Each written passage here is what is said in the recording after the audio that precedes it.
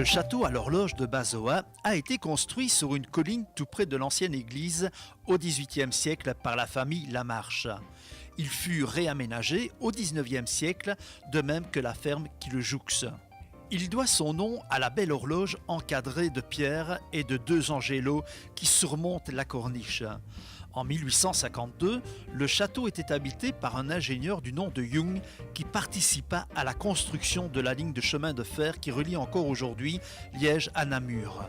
Ce château fut maison communale de 1953 à 1976 et il accueille la bibliothèque depuis 1998.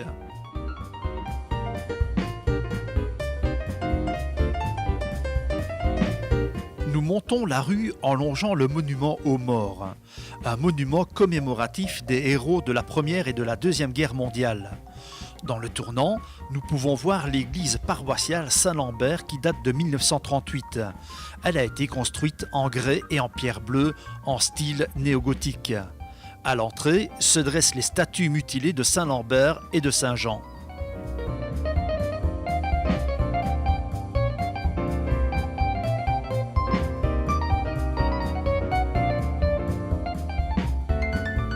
Cette balade vous fera traverser des sentiers et des chemins où vous pourrez contempler des étendues formidables qui auront le pouvoir de vous ressourcer.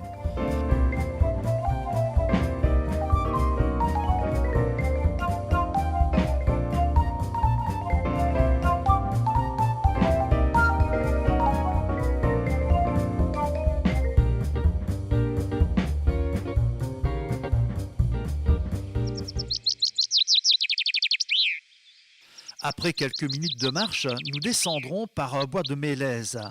Vous pourrez y admirer ce que fait de mieux la nature dans un cadre agréable et naturel. N'oubliez pas de suivre scrupuleusement le fléchage tout au long du parcours. Nous vous rappelons que la Maison du tourisme des vallées de la Burdinale et de la Mehaigne vous propose ses dépliants explicatifs sur les parcours reprenant la cartographie des promenades.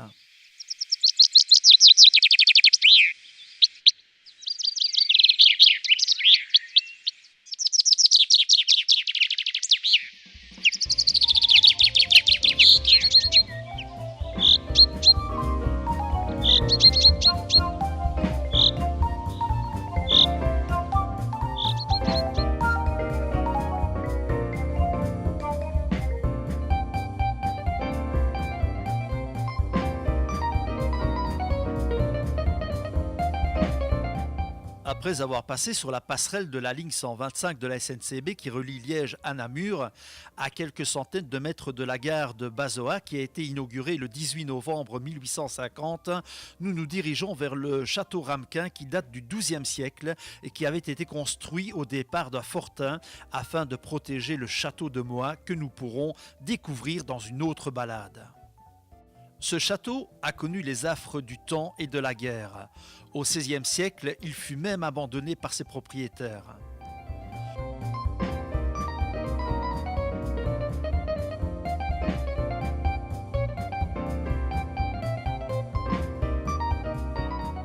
Vous pourrez voir des maisons typiques de la région en traversant le hameau de Java, dont les vignobles de Bazoa étaient réputés jusqu'à la Première Guerre mondiale.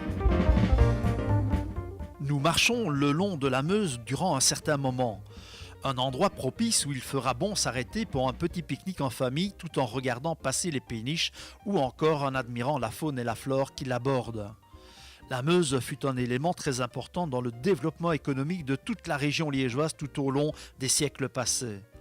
Nous pourrons constater des vestiges de la Seconde Guerre mondiale, des casemates qui avaient été construites par l'armée allemande afin de surveiller les allées et venues de la navigation et de la résistance qui joua un rôle très important dans la libération du royaume de Belgique. Notre balade touche déjà à sa fin. Pour rejoindre le château à l'horloge, nous devrons longer la ligne de chemin de fer par ce petit sentier où il fera très certainement bon marcher en plein été lorsque les fortes chaleurs seront là et que vous chercherez un peu de fraîcheur. Nous espérons que vous ferez une belle balade dans le pays formidable des vallées de la Burdinale et de la Mehaigne. N'hésitez pas à contacter la Maison du tourisme de façon à pouvoir avoir d'autres informations sur cette balade et sur bien d'autres.